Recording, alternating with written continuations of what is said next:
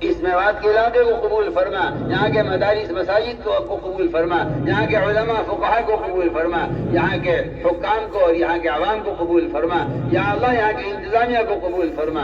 اے اللہ اس اجتماع کو قبول فرما کر سارے عالم ہدایت کے پھیلنے کا ذریعہ فرما۔ اے اللہ اس اجتماع کو قبول فرما، اس علاقے کو قبول فرما، اس ملک سارے عالم کو قبول فرما۔ یا اللہ اس اجتماع میں شرکت کرنے والوں کو، اس میں کہنے سننے والوں کو، اس میں راہ میں نکلنے والوں کو، اس کو بڑی نظر سے دیکھنے والوں کو، یہاں کی وہ انتظامیہ، یہاں کے کرمچاری ہوں یا یہاں کے پولیس والے ہوں یا یہاں کی انتظامیہ ہو، جو بھی اس اجتماع میں کو جس نظر سے دیکھ رہا ہے، اے اللہ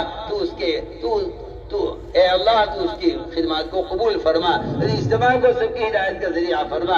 اس اجتماع میں جو بھی آ گیا ہے اے اللہ تو اسے اپنی پہچان کرا دے، اسے اپنا تعلق عطا فرما دے۔ اے اللہ جو اس کی بے شائی کی طرف پھیر لے، قلوب تیرے ہاتھ میں ہیں، جس کا دل چاہتا ہے پھیر دیتا ہے، تجھے کسی کی ضرورت نہیں ہے، سب کو تیری حاجت ہے، تو کرم فرما کر فضل فرما کر امت دعوت امت اجابت سب کی ہدایت کے فیصلے فرما دے۔ اے اللہ تو بڑا کریم ہے، اگر تو سب کو ہمیں داخل کر لے، تیرے یہاں کوئی کمی نہیں ہے، تو سب کو جہنم میں ڈال دے، جس سے کوئی پوچھنے والا نہیں ہے۔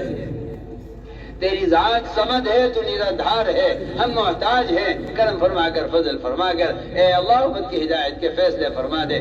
یا اللہ اس اجتماع میں جس نے بھی جو خدمت انجام دی ہے، پانی پلانے والے، سایہ لگانے والے، اے اللہ جس نے بھی جو خدمت انجام دی ہے، اے اللہ تو سب کو خوب جانتا ہے، ان کو قبول فرما، ان کی قیامت تک ہماری نسلوں کو قبول فرما۔ اے اللہ اس اجتماع کو سارے عالم میں ہدایت کے عام ہونے کا ذریعہ فرما۔ اے اللہ جن لوگوں نے ہم سے دعاؤں کے لیے کہا ہے یا لکھا ہے، جو ہم سے دعاؤں کے متوقع ہیں، اے اللہ تو ہر شخص کی حاجت کو خوب جانتا ہے، ہر شخص کی جائز حاجت کو پورا فرما۔ اے اللہ کون سا تیرا بندہ اس مجمع میں ایسا ہوگا جس کے آمین پر تو ہماری دعاؤں کو قبول کر لے، تو کرم فرما کر فضل فرما کر اپنے کسی مخلص بندے کی آمین پر ہماری دعاؤں کو قبول فرما لے۔ اے اللہ جس نے ہم سے دعاؤں کے لیے کہا ہے، اس نے اس کے حسن زن کی لاج رکھ کر یا اللہ اس کی ضروریات کا تکفل فرما، بیماروں کو شفا نصیب فرما، ظاہری باطنی ضعف کو دور فرما، مقروضین کے قرضوں کے ادا ہونے کی غیب سے صورتیں پیدا فرما۔ اے اللہ ہمارے اقارب میں، ہمارے متعلقین میں اور دور نزدیک والوں میں جتنے بھی بے اولاد ہیں، اے اللہ تو اپنے فضل سے اپنے امر کن سے ان کو اولاد نصیب فرما۔ تجھے کسی سبب کی حاجت نہیں ہے، اے اللہ تو بغیر باپ کے پیدا کرنے پر قادر ہے، تو بغیر ماں کے پیدا کرنے پر قادر ہے، تجھے کسی سبب کی حاجت نہیں ہے، تو اپنے امر کن سے بے اولادوں کو اولاد نصیب فرما۔